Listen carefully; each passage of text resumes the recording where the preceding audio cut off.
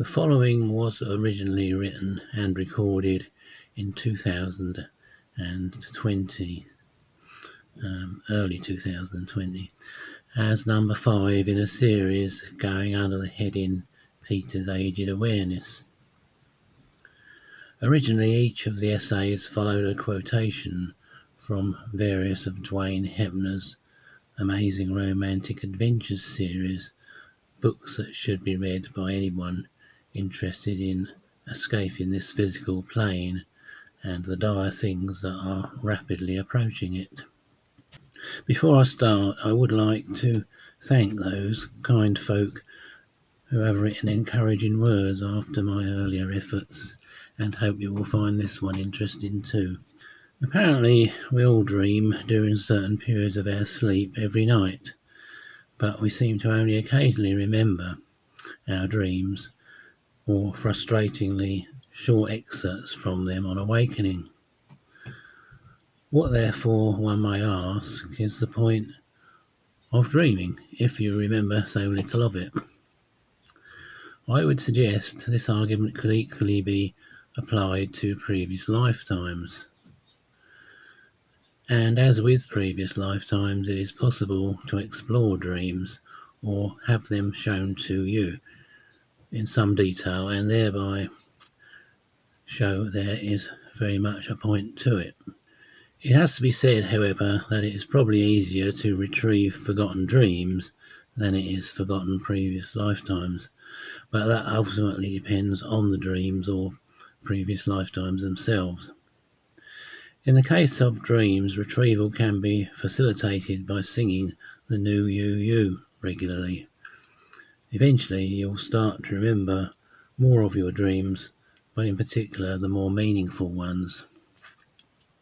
In my view, dreams, like so-called ghosts, come in various different types, and I think the meaningful dreams we are concerned with here could be likened to interactive ghosts, that is, actual sentient beings from a different plane of existence, as against so-called residuals or visual playbacks of past events, or indeed other types of apparitions. Our meaningful dreams derive also from other planes of existence, that is, the real side, basically any other level above the physical we are so familiar with and struggling to survive. The meaning of the meaningful dreams are inevitably couched in symbolic form, and as such are messages direct from the real guides.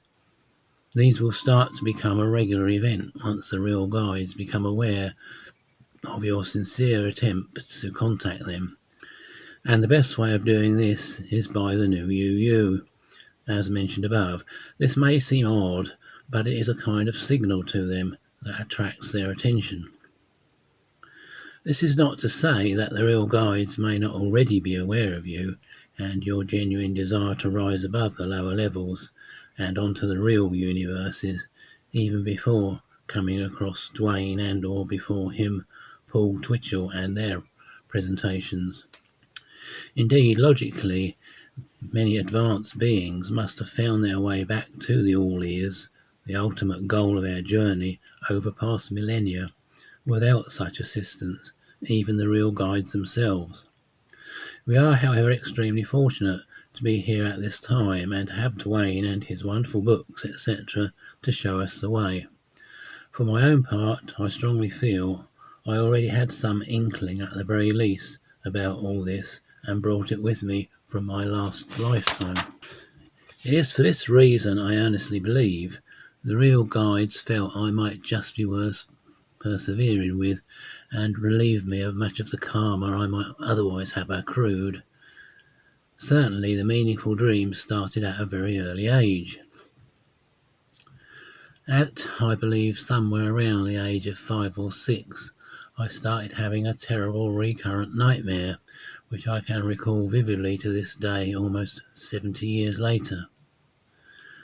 As an observer, slightly up in the air, I was looking down at a row of terraced 2 up, 2 down old houses in a street that was clearly inspired by the one we lived in Luton for the first 17 years of my life. As with our street, there were small front gardens, stretching probably little more than 10 feet out to the pavement, sidewalk that is in America. Our street had various different walls or low fences out front, whereas in the dream they all had a uniform white picket fence, about 18 inches to 2 feet tall, each with their own neat little gate opening onto the pavement. From the start there was an atmosphere of menace, slowly growing in strength as a frail, small figure of indeterminate sex worked its way along from front door to front door, and although the doors never opened, was apparently being turned away at each one. Then, as the feeling of foreboding became unbearable, a huge black billowing mass came in from the left side and engulfed everything. As it covered the figure, it suddenly seemed it was I who was being engulfed, even though I was watching it happen from outside, as it were. I've always believed that this was some form of symbolic throwback to my last violent death. The pathetic creature, being so pointedly rebuffed, resonates strongly with somebody being shunned by former comrades and supposed friends who no longer wish to be associated or linked with him in their own best interests. I had other occasional striking dreams from time to time that were so powerful in their effect I've remembered them ever since, but no other recurrent ones. One was certainly enough. On the occasions that I can remember, I had two remarkable precognitive dreams. Both were in essence fairly trivial by their own nature, though stunning to me at the time. It seemed unlikely to me, therefore, that they would be the work of the real guides, who I am sure would have more important things to do.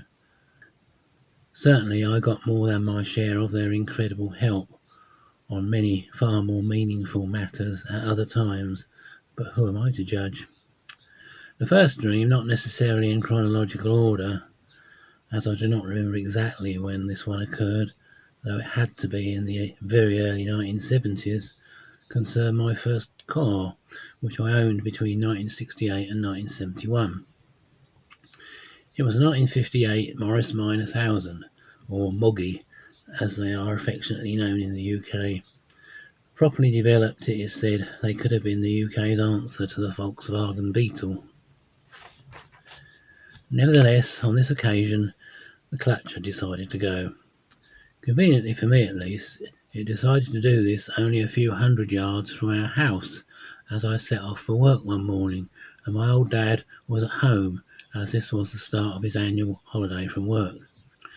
I walked back and told him what had happened, and he went back with me and managed to get it in gear and run it back into our garage, whose door we had left open for the purpose. The dear man, always my greatest hero, then spent the next few days removing the gearbox and replacing the second gear, which had always been rough, and clutch. Luckily, motors were his meat, as he had spent most of his adult life as a fitter in the experimental department of the Comma truck plant in Luton, broken only by 6 years in the Royal Tank Corps, as it was then called, during World War II, repairing broken down tanks on the battlefield, often under enemy fire. Once the old Moggy was back on the battlefield of Luton roads, I desperately wanted to buy him a present for what he had done for me, but was at a loss as to what to get him. Rather than the usual Christmas cigars, I wanted to get something more substantial and permanent. Then in a dream, I saw the ideal thing, a big book about birds. Of course, I exclaimed to myself on waking, he loves our feathered friends, it's one of his many interests.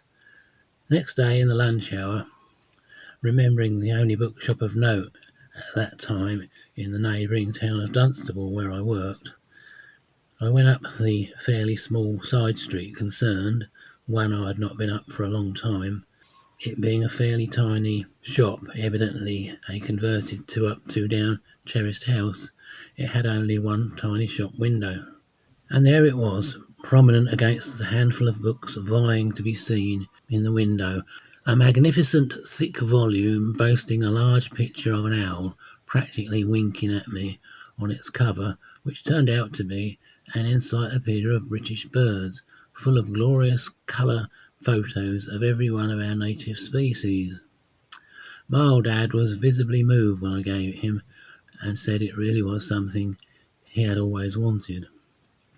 The second precognitive dream I wish to relate happened, as far as I can now work out, probably in the early to mid-1970s.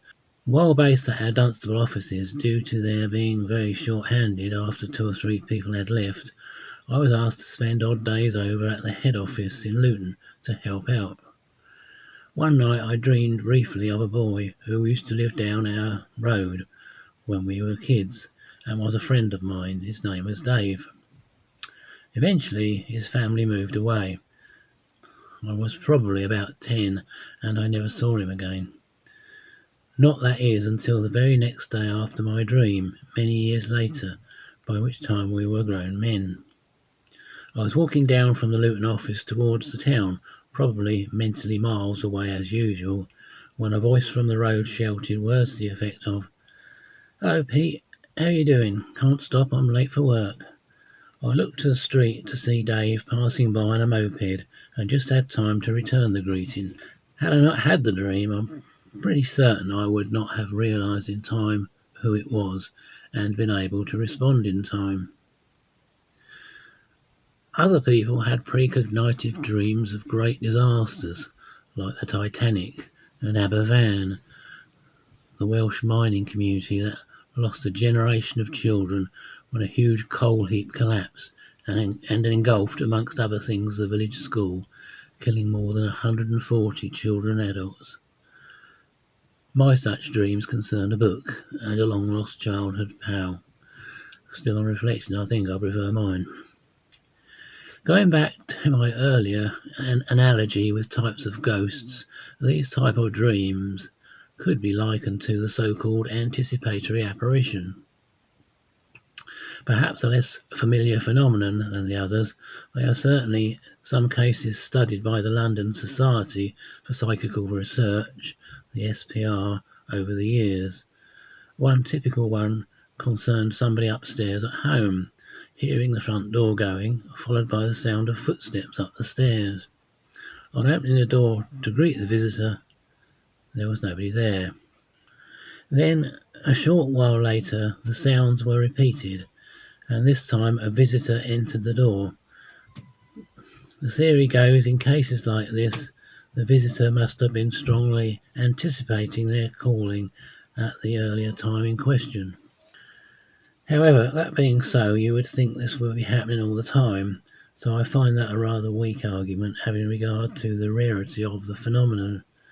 The SPR, however, were, and I believe still are, meticulous in their study and investigation of so-called paranormal phenomena, so we cannot simply ignore them when they are reported. As a footnote here, writing about Aberfan reminds me of a recent TV programme in which the disaster figured, and the fact that in some ways it could be likened to my childhood nightmares, albeit only superficially. However, the disaster happened in 1966, I believe, certainly very many years after my nightmares, and I cannot believe it was an extremely early precognitive dream, such dreams in any case tending to be one-offs, not recurring. Besides, I had no personal involvement in Aberfan, whereas the feeling of personal involvement in the nightmare was paramount. On the subject of one-offs, which the vast majority of dreams, certainly mine, tend to be, one of several such that was so vivid and alarming it has stayed in my memory to this day is perhaps worth relating here. I really have no idea when this took place, but it was certainly many decades ago. It was a very fast-moving dream in which I was perched on my own on the front of a Western-style stagecoach, in the driving position, except there were no horses or indeed reins visible. The stagecoach was hurtling up a seemingly endless alley at breakneck speed, and I was clinging to it for dear life. It appeared to be night time. On either side of the alley, the walls were covered in posters and hoardings, but going past too fast to be able to read, even had I dared to take my eyes off the way ahead. Suddenly I saw a wall at the end of the alley looming up, also covered in posters, and the coach, with me still clinging to it, plunged into it. Immediately the scene changed, and all was still and calm. I was confronted, I believe the stagecoach had vanished, by a kind of Chinese willow pattern type setting. In the middle sat a plump mandarin type, complete with long drooping moustache, and surrounded by several beautiful handmaidens. And there the dream ended. It seems to me that dreams can be interpreted in many different ways according to the dreamer. As Duane has often said to me, it's your dream. If this dream was intended as a message, and in view of its effect on me, I can only assume this to be the case, although it was so long ago and yet I have never forgotten it. Then what did it mean? At the time of dreaming, I probably did not get it at all. But it seems to me that it doesn't matter how long ago dreams took place. They are basically stockpiled in your memory until the time comes when you can figure them out. This falls in line with the years of odd experiences I had from early childhood that only made sense much later as a teenager, when I began to twig what it was all about, that is, that I had clearly lived before. Looking again at this particular dream, to me the obvious conclusion is that the posters signified different lives. If only I'd been able to read them. The madcap journey was a fast forward through lives already lived and perhaps some yet to come, the final goal being the extreme contrast of the peace and serenity of the real universes at the end of it all. Coming forward to the present time, I will conclude this essay with a fairly recent dream, May 2019 in fact, one I ran past Duane on one of Kevin's UK Skype sessions. I seemed to be in a large room, which contained, only as far as I could see, an elderly man in a single bed. I appeared to be in a hospital. Evidently I had come to visit him. There was nobody else in sight. It appeared in fact that nobody came to visit him except me, and I had apparently visited him regularly for some time, so much so that it was beginning to take its toll on my working. This was all the more odd as I didn't know who on earth he was, but just felt sorry for him. Then a young woman appeared. I assumed at first she was his daughter, but apparently this was not the case. She arrived on several visits, but I did not find out who she was for some time. Coming out of the room one evening, we were going down a wide corridor together in total darkness, when a young man in dark clothing with a hood, although it didn't cover his face, jumped out of the darkness in front of me and said "Boo!" or something equally inane, and was taken aback when he received an earful of unprintable abuse back from me. He seemed quite downhearted as he withdrew into the shadows and disappeared.